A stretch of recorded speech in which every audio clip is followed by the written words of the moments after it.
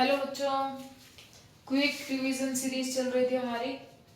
Next chapter है हमारे पास classification of elements and periodicity.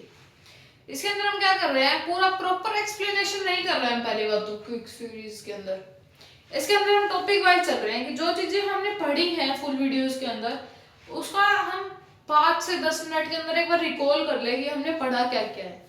वो चीजें चल रही हैं।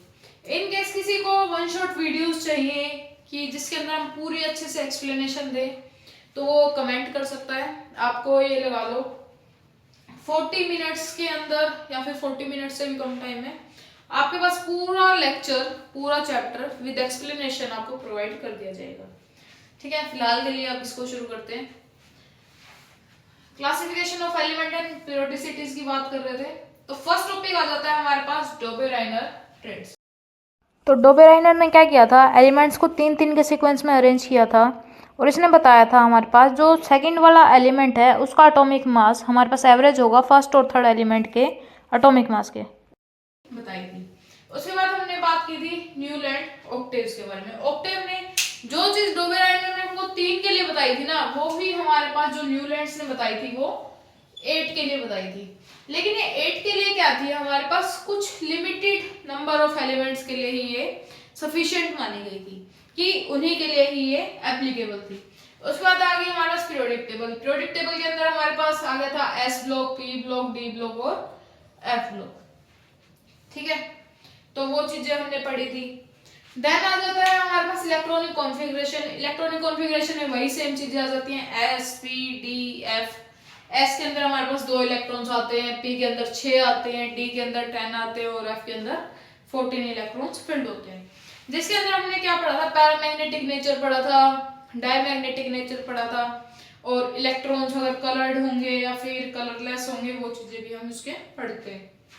ठीक है, उसके बाद आ जाता है हमारे पास फिजिकल प्रॉपर्टीज। फिजिकल प्रॉपर्टीज में हमारे पास फर्स्ट आती है एटॉमिक रेडियस। एटॉमिक रेडियस से हम क्या समझते हैं, 2 एटम के बीच की रेडियस के बारे में। 2 एटम के बीच की रेडियस या फिर distance between the nucleus of 2 atom is called atomic radius. Then next topic आ जाता है हमारे पास आयनिक रेडियस। आयनिक रेडियस से हम क्या समझते हैं कि रेडियस बिटवीन द 2 आयंस या फिर डिस्टेंस बिटवीन द 2 आयंस, उसको हम बोल देते हैं आयनिक रेडियस। ठीक है, देन आ जाती है हमारे पास आयनाइजेशन एंथैल्पी। आयनाइजेशन एंथैल्पी से हम क्या समझते हैं, वो मिनिमम अमाउंट ऑफ एनर्जी की हम बात करते हैं यहाँ पे, जो हमको रिक्वायर्ड होती है इलेक्ट्रॉन को लूज करने के लिए। ठीक है, उसको हम बोल देते हैं आयनाइजेशन एंथैल्पी। इसके बाद आ जाते हैं हम इलेक्ट्रॉन गेन एंथैल्पी पे। इलेक्ट्रॉन गेन एंथैल्पी क्या होती है हमारे पास कि हमारे पास जो एनर्जी रिक्वायर्ड होती है किसी भी इलेक्ट्रॉन को गेन करने के लिए, उसको हम बोल देते हैं इलेक्ट्रॉन गेन एंथैल्पी। देन आ जाता है हमारे पास इलेक्ट्रोनेगेटिविटी। इलेक्ट्रोनेगेटिविटी में भी क्या होता है, हमारे पास जो एनर्जी हम गेन करते हैं उसी पे डिपेंड करते हैं इलेक्ट्रोनेगेटिविटी। इसके बाद जो हमारे पास इस चैप्टर के अंदर लास्ट पॉइंट आ जाता है it's chemical properties. Chemical properties के अंदर हमारे पास इंक्लूड होता है, पहली बात तो आ जाती है वैलेंसी। वैलेंसी से क्या समझते हो आप, वैलेंसी से मान लो जैसे कि हम लेके चलते हैं हम कार्बन की वैलेंसी हमारे पास 4 होती है। कैसे कि कार्बन क्या होता है हमारे पास, जो कार्बन के पास बॉन्ड फॉर्मेशन के लिए कैपेबिलिटी होती है वो 4 की होती है। ठीक है, कि वो 4 बॉन्ड क्या कर सकता है, फॉर्म कर सकता है। 4 बॉन्ड्स 4 इलेक्ट्रॉन के साथ या फिर 4 एलिमेंट के साथ वो बॉन्डिंग शो कर सकता है। ठीक है, तो उसको हम बोल देते हैं इसकी वैलेंसी की। इसकी वैलेंसी क्या है, 4 है।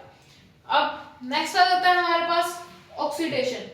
ऑक्सीडेशन से हम क्या समझते हैं, ऑक्सीडेशन नंबर निकालना। जैसे कि हम जहाँ पे भी हम नोमेनक्लेचर पढ़ते हैं, आईयूपीएससी पढ़ते हैं, तो वहाँ पे हम क्या निकालते हैं, ऑक्सीडेशन निकालते हैं। ऑक्सीडेशन किस पे डिपेंड करता है, हमारे पास चार्ज पे डिपेंड करता है।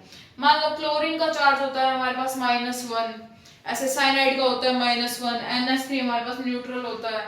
ठीक है, तो उससे हम क्या निकालते हैं, ऑक्सीडेशन निकालते हैं।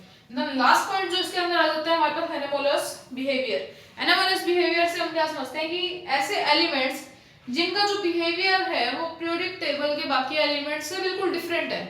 ठीक है, मतलब कि एक तरह से मान लो जो हमने उसको लोकेशन दिया है वो उस लोकेशन के लिए कैपेबल नहीं है। जैसे कि हम लेके चलते हैं हाइड्रोजन।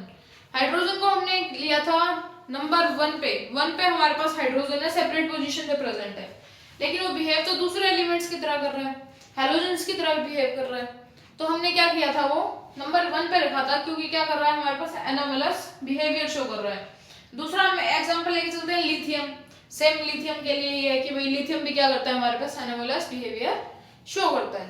ठीक है, एनोमलस बिहेवियर के अंदर हमारे पास क्या आ जाता है, जैसे कि साइज के बारे में बात करते हैं। जैसे कि हम कहीं पे हम बोलते हैं कि ऊपर से नीचे हम जा रहे हैं ना पीरियोडिक टेबल में, तो हमारे पास साइज इंक्रीज हो रहा है।